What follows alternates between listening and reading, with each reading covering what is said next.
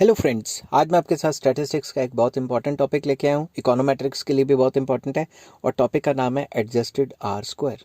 इसको are bar square भी कहते हैं, आर के पर बार भी लगा देते हैं, ठीक है, आर बार स्क्वायर। तो ये होता क्या है, ये डिस्कस करेंगे। डिस्कस करने से पहले बता दूं कि इस चैप्टर के सारे लिंक्स आपको डिस्क्रिप्शन में मिल जाएंगे। आपको इधर उधर ढूंढना नहीं पड़ेगा कोई सामान, आप सिर्फ जाइए डिस्क्रिप्शन चेक कीजिए, उसमें वीडियोस के लिंक्स भी हैं और नीचे और जो प्लेलिस्ट हैं मेरी उन सब के लिंक्स भी मिल जाएंगे। चलिए शुरू करते हैं। It is a modified version of R square that has been adjusted for the number of predictors, that is number of independent variables that are irrelevant in the model. मैं आपको सिंपल वर्ड्स में समझाता हूँ कि मान लो R square की value आ रही है 0.98, ठीक है, और एडजस्टेड आर स्क्वायर की वैल्यू आ रही है 0.96।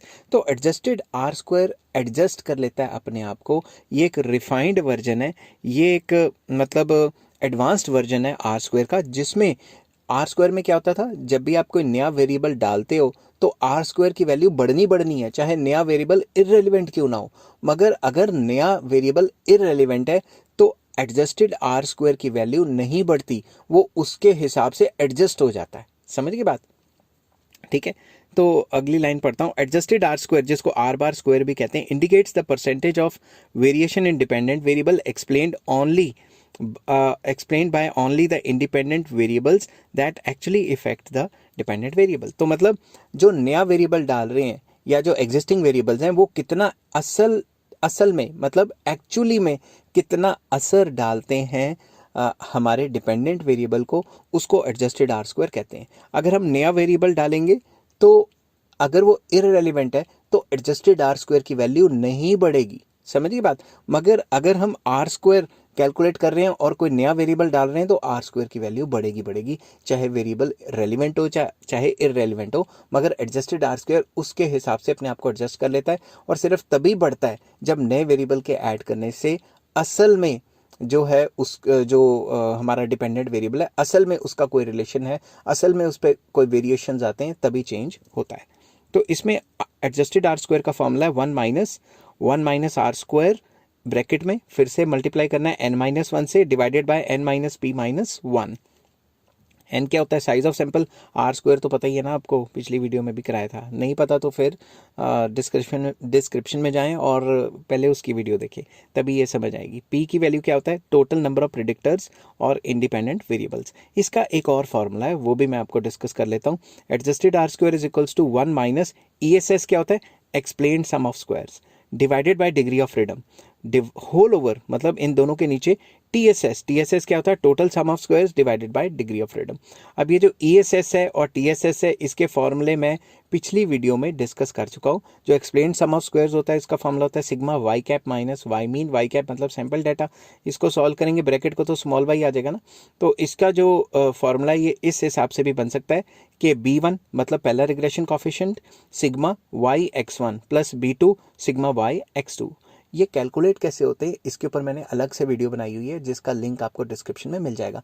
नंबर वाइज देखेंगे, कोई भी वीडियो क्लिक कर रहे हैं नंबर वाइज देखेंगे, सब कुछ क्लियर हो जाएगा, ठीक है। उसके बाद total sum of squares sigma Y minus Y mean का होल स्क्वायर। ये जो वाई कैप है ये होता है सैंपल डाटा और ये वाई है जो होता है ये पॉपुलेशन डाटा, इसलिए मैंने यहाँ पे Y minus Y mean sigma small Y लिखा है। और DF क्या है, डिग्री ऑफ फ्रीडम। अब थोड़ी interpretation. R square, adjusted R square is always less than R square. R square की वैल्यू ज्यादा होगी और एडजस्टेड आर स्क्वायर की वैल्यू 99% कम निकलती, क्योंकि जितने भी फालतू वेरिएबल हम मॉडल में डालते रहते हैं या हम अपने प्रॉब्लम में डालते रहते हैं नए नए वेरिएबल, उसकी वजह से आर स्क्वायर की वैल्यू तो बढ़ती रहती है। मगर एडजस्टेड आर स्क्वायर सिर्फ तभी बढ़ता है जब नया वेरिएबल रेलिवेंट होगा, इररेलेवेंट होगा तो नहीं बढ़ती। बट कौन सी सिचुएशन है जिसमें एडजस्टेड आर स्क्वायर और आर स्क्वायर बराबर होंगे, जिसमें जो आर स्क्वायर है उसकी वैल्यू अगर 1 हो जाएगी तो आर स्क्वायर और एडजस्टेड आर स्क्वायर दोनों बराबर हो जाएंगे। नेक्स्ट आ जाता है value of adjusted R square will vary with respect to the number of predictors, that is independent variables. Adjusted R square can decrease when a new variable is added to the regression model if the new variable is irrelevant. अगर किसी भी model में किसी भी problem में हम नया variable डालते हैं, मतलब इंडिपेंडेंट वेरिएबल डालते हैं और नए वेरिएबल के डालने से वो इररेलेवेंट है, मॉडल को जो डिपेंडेंट वेरिएबल है उसको कोई असर ही नहीं कर रहा, उसमें कोई फर्क ही नहीं डाल रहा, तो जो एडजस्टेड आर स्क्वायर की वैल्यू है वो कम हो जाएगी। समझ गई बात। तो adjusted R square is a refined version of R square, समझ गई बात। आई होप ये वीडियो आपको पसंद आई होगी। अगर पसंद आई है तो please like share and subscribe. Next video में हम डिस्कस करेंगे R square and adjusted R square का न्यूमेरिकल, जिसका लिंक आपको डिस्क्रिप्शन में मिल जाएगा। चलिए, अगर ये वीडियो पसंद आती है तो please like share and subscribe. Take care, bye bye.